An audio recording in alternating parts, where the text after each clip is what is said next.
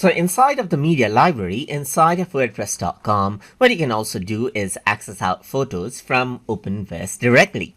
So to do that, I need to go around over here onto the top and click on the icon right here, and then choose Openverse Free Photos. So once you go ahead and do that, it says use the search above to find free photos. So let's just go around and type in computer, let's say for example, and then the image related to computer pops up from Openverse. So now if you want to go ahead and insert out your images onto your media library, then you can simply go ahead and select these out right here.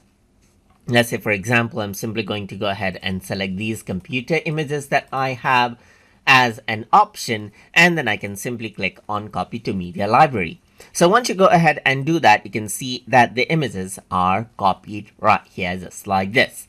And that is how you can go ahead and access Openverse free photos and then import it out inside of wordpress.com. So hope you guys learned something as always. And as always, please like, comment, share, and subscribe.